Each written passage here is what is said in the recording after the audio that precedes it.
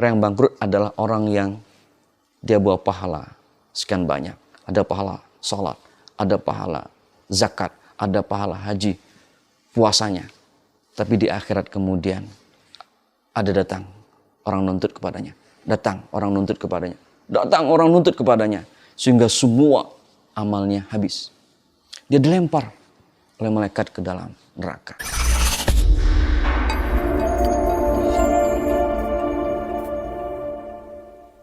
Assalamualaikum warahmatullahi ta'ala wabarakatuh. Bismillahirrahmanirrahim. Alhamdulillah rabbil alamin. Salatu wassalamu ala asyrafil anbiya mursalin. Sayyidina maulana Muhammadin wa ala alihi wa sahbihi ajma'in, amma ba'du. Rabbi shrah li sadri wa yassir li amri wa hlul 'uqdatam min lisani yafqahu qawli. Qala Allah ta'ala fil kitabil karim wal 'ashr innal insana lafi khusrin innal ladzina amanu wa 'amilus shalihati wa tawassaw bil haqq wa tawassaw bis sabr. Shadaqallahu azim. Pemirsa rahimakumullah yang dirahmati Allah. Alhamdulillah kita bersyukur bisa kembali bertemu. Kita akan lanjutkan kajian kita terkait dengan hari raya orang mukmin. Dalam pertemuan pertama kita bicarakan satu hari raya bagi orang beriman itu adalah setiap hari yang dilewati tanpa dosa. Konteksnya situ. Setiap hari yang kita lewati tanpa dosa, hari raya bagi diri kita. Bisa jadi setiap hari bagi seseorang, bisa jadi kemudian tanpa dia temukan sama sekali. Sebab ketika dia melaksanakan maksiat, melakukan perbuatan dosa, dia tidak dapat hari tersebut. Hari raya kedua bagi orang mukmin, bagaimana disampaikan oleh Anas bin Malik, al-yaumul ladzi yakhruju fihi minad dunya bil iman wasyahadati wal ismati min kaidi syaitani fa huwa yaumul aid. Hari di mana dia keluar dari dunia, meninggal. Dia wafat, dia mati, ya, dengan iman, dengan syahadat, kemudian selamat dari tipu daya syaitan. Ini hari raya bagi dirinya. Hari kedua adalah seseorang meninggal dalam husnul khotimah. Bahasa mudahnya begitu. Meninggal beriman, ya, bersyahadat. Konsep iman dan syahadat ini kemudian yang menahan dia untuk melakukan perbuatan maksiat, dia akan selalu lakukan kebaikan-kebaikan. Kapanpun seorang meninggal ketika orang melakukan perbuatan baik, maka husnul khotimah. Tapi kapanpun kemudian orang meninggal, ketika dia meninggal dalam kemaksiatan, dia su'ul khotimah. Maka ini hari raya kedua. Kita nggak tahu kapan, karena kematian adalah persoalan Allah, bukan persoalan kita. Allah telah tentukan harinya. Yang jelas kita persiapkan hari itu. Kapan harinya urusan Allah, tapi persiapan kita menghadapi harinya itu urusan kita. Maka agar kemudian hari kedua ini kita temukan dalam hidup kita, lakukan terus kebajikan. Agar kemudian ketika kita meninggal dunia, kita dalam melakukan kebaikan, itulah husnul khotimah. Ya, kiat agar husnul khotimah, kata Sufyan Ats-Tsauri, pertama, menjaga iman dan ketakwaan kepada Allah secara istiqamah. Iman, takwa, lakukan istiqamah di dalamnya. Istiqamah adalah konsistensi. Konsisten dalam keimanan. Konsisten dalam ketakwaan. Iman dan takwa, dua yang tidak bisa terpisahkan. Sebab satu berkurang, maka satu akan berkurang. Maka kita pernah mendengar hadis Rasul atau kita pernah mendengar apa yang katakan Nabi, iman kata Rasul yazid wa yanqus. Bisa bertambah, bisa berkurang. Barometernya apa? Ukurannya adalah ketakwaan. Ketika takwanya meningkat, maka imannya akan meningkat. Tapi ketika takwanya menurun, maka imannya juga akan menurun. Agar husnul khotimah, kiat pertama, menjaga iman dan ketakwaan kepada Allah secara istiqamah.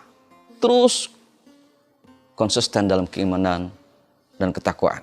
Yang kedua, berusaha sungguh-sungguh memperbaiki lahir dan batin.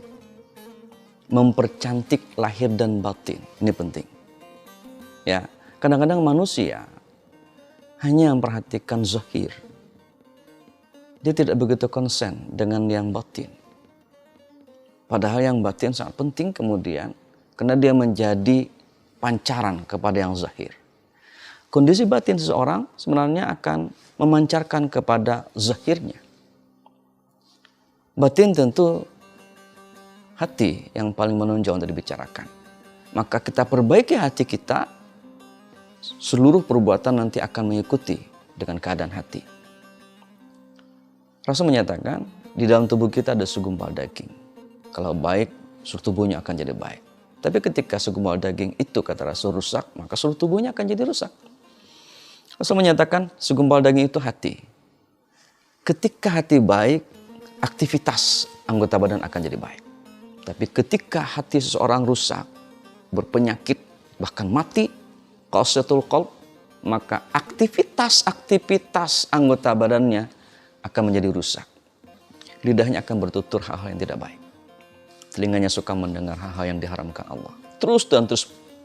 Maka kemudian ya, seimbang dalam memperbaiki zahir dan batin ini penting. Ya. Kiat kedua ini penting. Sebab kalau kemudian kondisi zahir saja yang baik, yang indah, yang cantik, sementara batinnya tidak indah, tidak cantik, maka yang muncul perbuatan jelek. Orang akan akhir hidupnya menjadi jelek. Bagian kedua. Yang ketiga, senantiasa berdoa kepada Allah agar diwafatkan dalam keadaan iman. Kita sering mendengar doa, Allahumma inna nas'aluka husnal khotimah.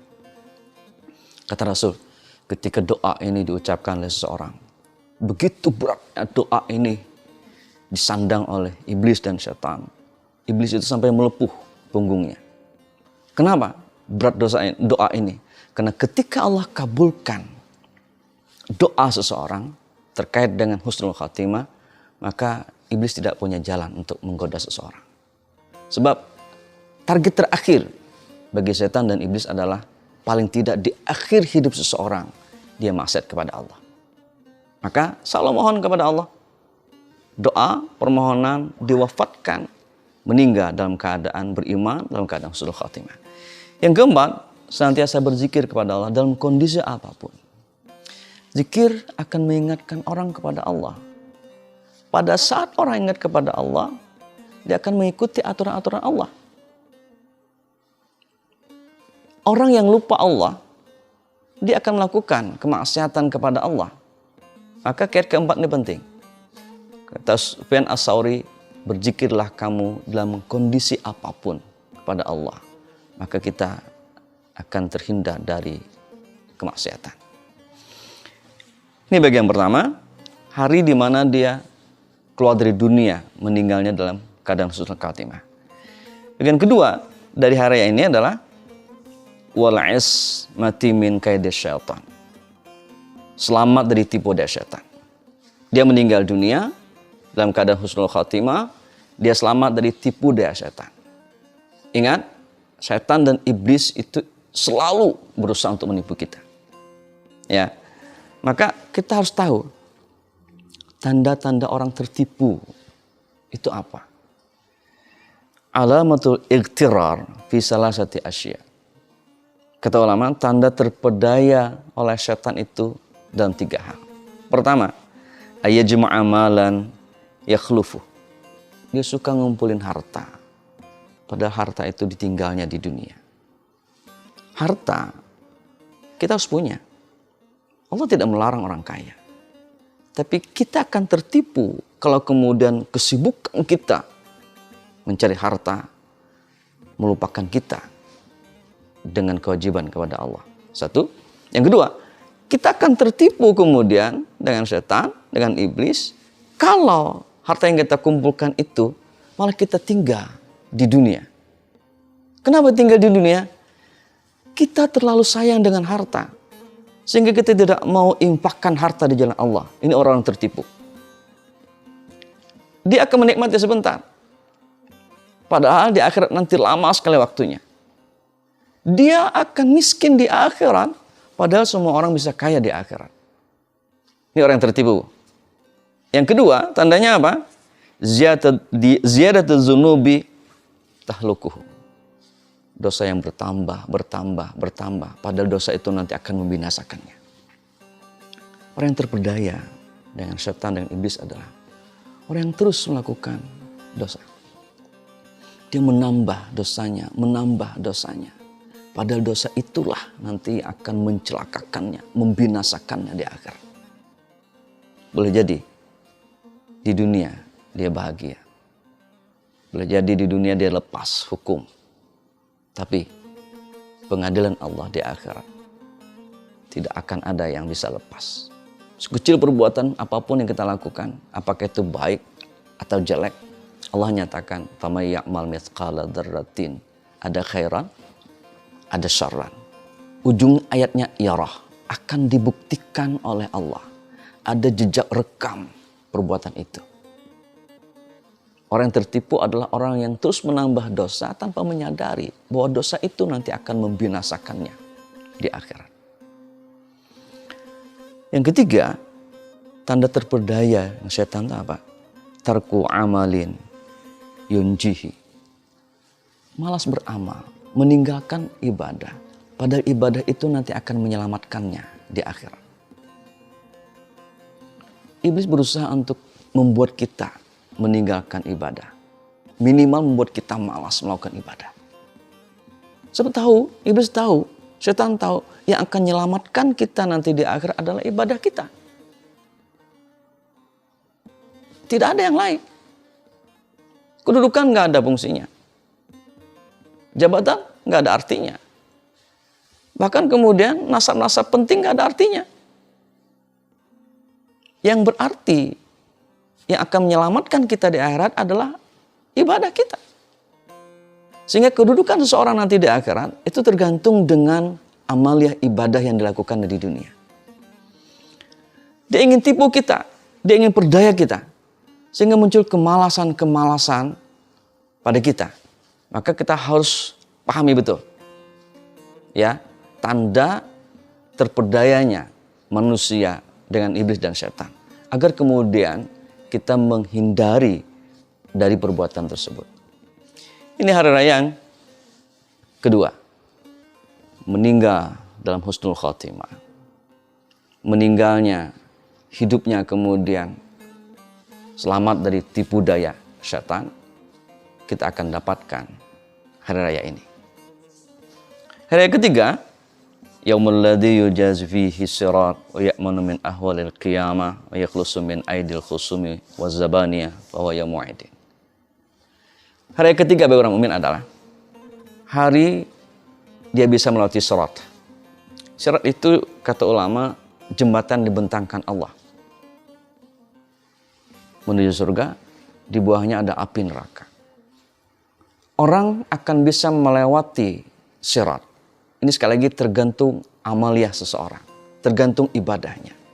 Sehingga kemudian kenapa ada perbedaan-perbedaan kecepatan? Sekali lagi tergantung amaliah. Hari ketika orang bisa melewati sirat, ini hari raya bagi seseorang.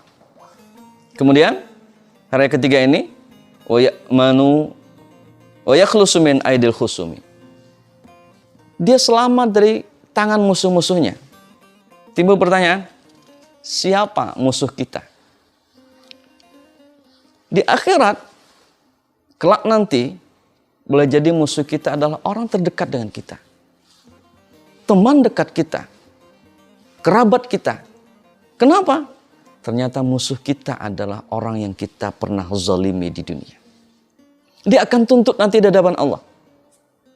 Dia akan minta pertanggungjawaban di hadapan Allah. Dan dia minta keadilan dengan Allah. Dia akan jadi musuh kita. Dia akan rampas pahala dari kita. Inilah kemudian yang Rasul pernah tanyakan, atadruna manil muflis? Tahukah kamu, kata Rasul, siapa orang yang bangkrut? Sahabat semua menjawab terkait dengan kekayaan dunia. Bukan itu, kata Rasul. Orang yang bangkrut adalah orang yang dia bawa pahala sekian banyak. Ada pahala sholat, ada pahala zakat, ada pahala haji, puasanya. Tapi di akhirat kemudian ada datang orang nuntut kepadanya. datang orang nuntut kepadanya. Datang orang nuntut kepadanya. Sehingga semua amalnya habis. Dia dilempar oleh malaikat ke dalam neraka. Kalau orang selamat dari musuhnya, yaitu orang yang dizalimi, maka bagian terakhir dari ayat ketiga ini apa? Dia selamat dari Zabaniyah. Siapa Zabaniyah? Zabaniyah adalah penjaga-penjaga neraka. Jumlahnya ada 19 orang. Pimpinannya Malik. Dalam Mudaththir ayat 30 Allah menyebutkan alaiha tis'ata asyar. Alaiha, di atas neraka itu. Penjaga neraka itu kata Allah ada 19 orang. Inilah kemudian yang disebut dengan Zabaniyah. Hari di mana orang selamat dari Zabaniyah adalah hari raya bagi dirinya. Bagaimana cara selamat dari Zabaniyah? Ada hadis yang dibacakan oleh Ibnu Mas'ud. Man arada ayanjiyahullahu minaz zabaniyah tis'a asyara falyakul bismillahirrahmanirrahim. Siapa yang ingin Allah selamatkan dari Zabaniyah yang jumlahnya 19 orang, maka ucapkan, maka baca di setiap mengawali pekerjaan. Apa yang dibaca? Bismillahirrahmanirrahim. Fa innaha tis'atu asyara harfan. Karena bismillahirrahmanirrahim itu ada 19 huruf. Liyaj'alallahu ta'ala kulla harfin junnatan min wahidin min. Allah akan jadikan setiap hurufnya menjadi benteng dari Zabaniyah yang 19 orang. Logika hadis ini begini. Kalau kita ingin selamat dari Zabaniyah, ya, penjaga neraka itu, maka aktivitas apapun yang kita kerjakan mulai dengan bismillahirrahmanirrahim. Bismillahirrahmanirrahim adalah izin dari Allah. Dengan nama Allah, maka perbuatan kita itu diizinkan Allah. Hadis ini logikanya orang tidak akan maksiat. Kenapa? Pekerjaan apapun dia akan mulai dengan bismillah. Mungkinkah orang mencuri berbismillah? Mungkinkah orang mau mabok sebelumnya dia angkat gelas itu dengan bismillah? Nggak mungkin. Mungkinkah orang berzina sebelumnya dia baca bismillah? Nggak mungkin. Hadis ini logikanya begitu. Kenapa bismillah bisa menyelamatkan orang dari Zabaniyah? Karena seluruh pekerjaannya, perbuatannya akan selalu dapat izin dari Allah. Dia dilakukan dengan nama Allah Subhanahu wa ta'ala. Pemirsa yang dirahmati Allah, yang budiman, ini hari raya ketiga yang harus kita dapatkan, ya. Kita selamat dari musuh-musuh kita, orang kita zalimi di dunia, dan kita selamat dari Zabaniyah, penjaga neraka. Mudah-mudahan hari raya ini juga hari yang akan kita dapatkan nanti di akhirat. Semoga ada manfaatnya. Insyaallah nanti kita lanjutkan di pertemuan akan datang. Assalamualaikum warahmatullahi wabarakatuh.